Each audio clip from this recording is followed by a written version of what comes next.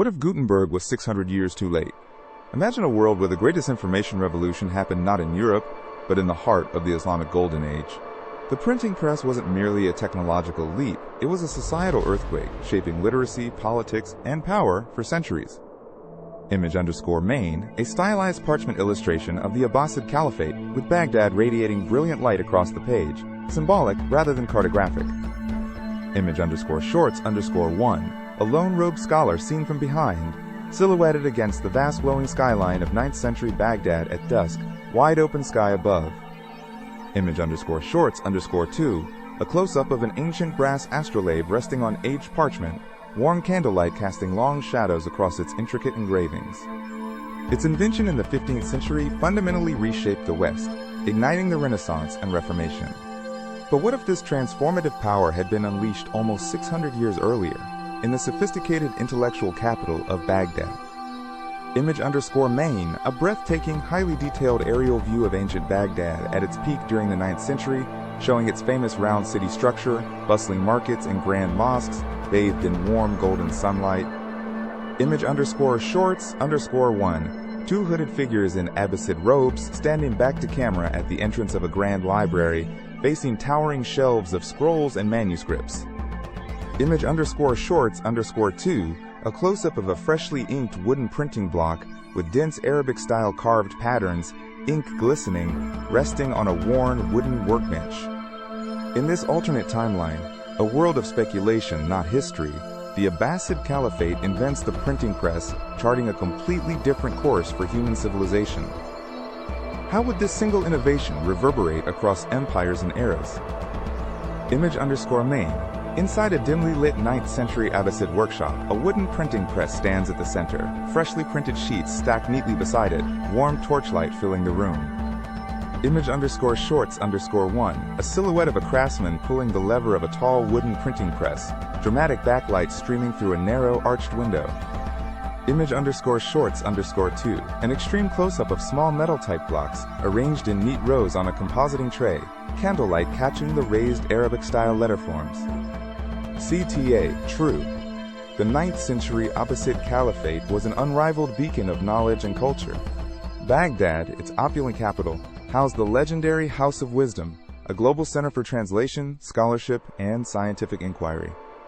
Scholars from across the known world converged here, translating Greek, Persian, and Indian texts into Arabic, propelling advancements in medicine, mathematics, astronomy, and philosophy. The demand for books was insatiable, fueling an industry of skilled scribes. Yet this intellectual fervor faced a bottleneck, the sheer labor of copying by hand. Each manuscript, a work of art in itself, took months or even years to produce, limiting its reach and slowing the spread of critical discoveries and ideas. Ideas moved faster than ink could follow.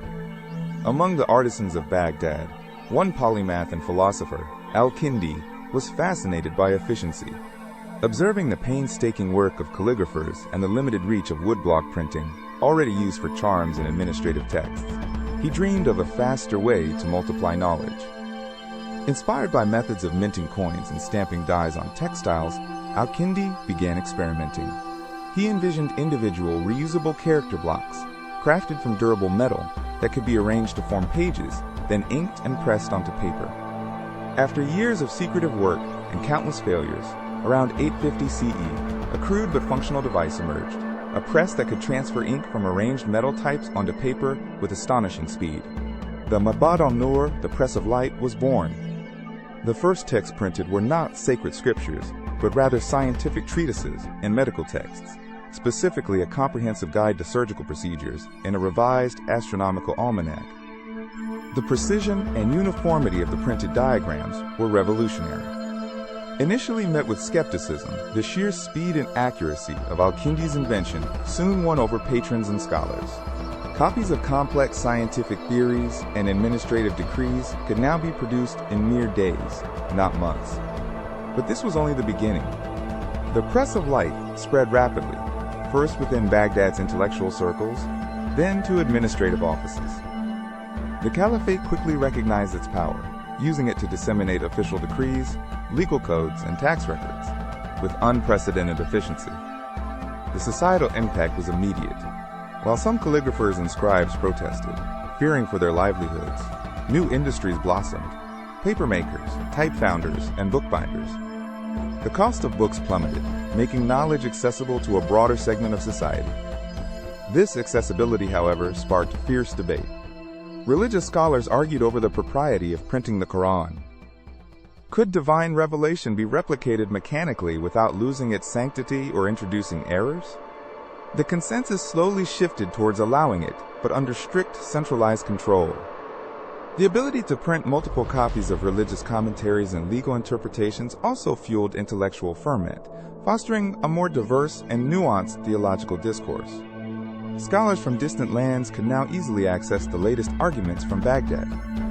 Narration, foreshadowing global transformations, Abbasid merchants, carrying not only spices and silks but also printed pamphlets and books, began to introduce this new technology to their trading partners along the Silk Road and across the Indian Ocean. The seeds of a global information revolution were being sown. By the 10th century, the printing press was entrenched, but its unchecked power birthed unforeseen challenges. The proliferation of dissenting pamphlets fueled a virulent religious schism over the nature of divine attributes. The Caliphate faced a crisis of unity as easily accessible. Conflicting arguments tested its centralized authority. The Caliphate, now facing a deluge of information both beneficial and destabilizing, had to act. He understood that suppression was no longer an option. The genie of mass literacy and information spread was out of the bottle. His response was ingenious. Rather than control the content, he sought to control the infrastructure. Royal printing houses were established not for censorship, but to set standards of quality, accuracy, and official distribution. This strategic shift paid dividends. When a devastating plague threatened the Caliphate, printed medical treatises and public health advisories featuring precise diagrams and clear instructions disseminated quickly, saving countless lives and cementing the press's societal value. Scientific progress accelerated beyond imagination.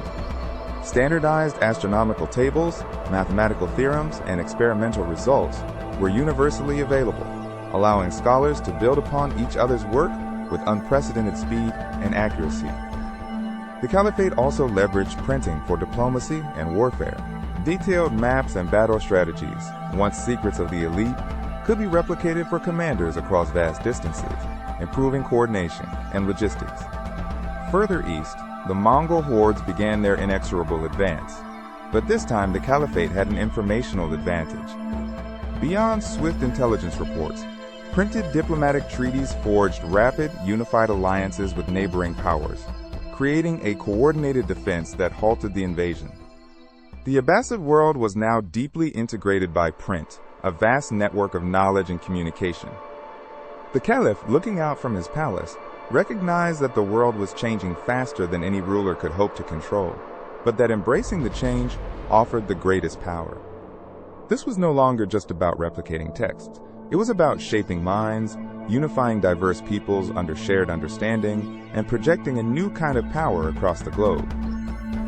The Abbasid Caliphate, having grappled with and ultimately embraced the printing press, transformed into a decentralized yet profoundly interconnected intellectual powerhouse.